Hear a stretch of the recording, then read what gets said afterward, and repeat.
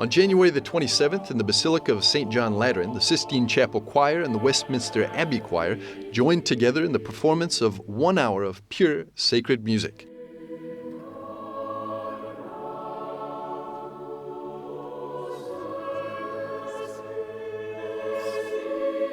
Music which came from the depths of the singers' hearts and lifted up the souls of the listeners. The Ecumenical Concert, called Love One Another as I Have Loved You, was planned on the occasion of the Week of Prayer for Christian Unity. Its mission, to show the best of both Catholic and Anglican sacred music traditions.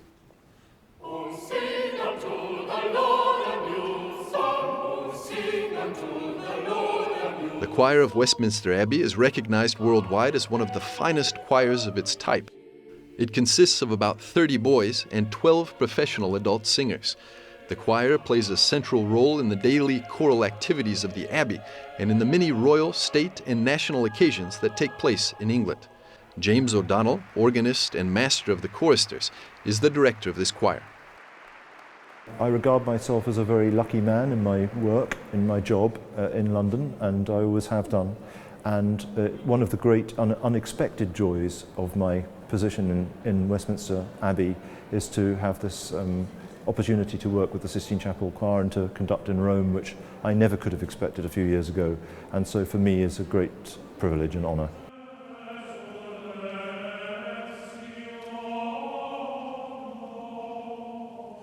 In June 2012, the choir was invited by Pope Emeritus Benedict XVI to sing for the first time with the Sistine Chapel Choir at the Papal Mass for the Solemnity of Saints Peter and Paul in St. Peter's Basilica.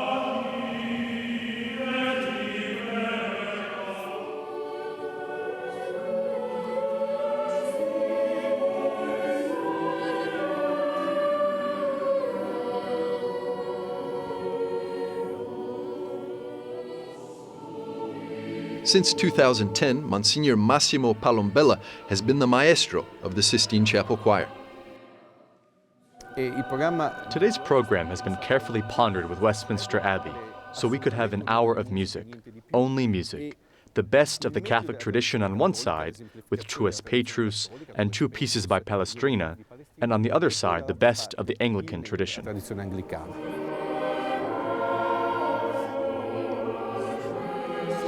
The Sistine Chapel Choir traces its origins back to the first centuries of the Church. It was recognized in the 6th century under Gregory the Great and underwent major changes under Pope Sixtus IV in 1471. The choir consists of 20 permanent adult singers and some 35 boys. In addition to its main commitment in the papal liturgies, the Sistine Chapel Choir also gives concerts around the world.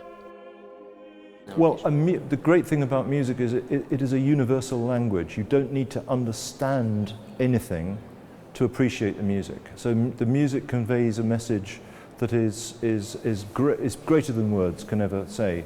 So if music is part of the dialogue, is part of the conversation between anybody, any peoples from any countries or religions, then I think music can achieve so much more than words on their own could ever do. And it's something which we all share a great love of and a passion for.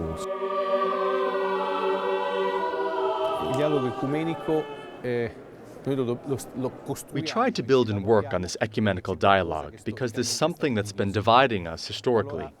And so music and art can be excellent ways to build this dialogue.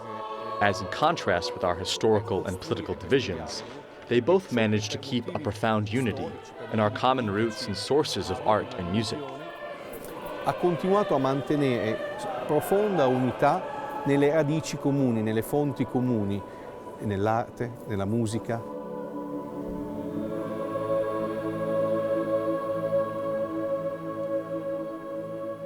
Art and music are playing a key role in the ecumenical dialogue because any sacred artwork is an expression of the faith and a reflection of the gospel, which all Christians have in common. Sacred music is a universal language that comes from deep down in our hearts and lifts our souls up to the highest of highs, to the presence of God.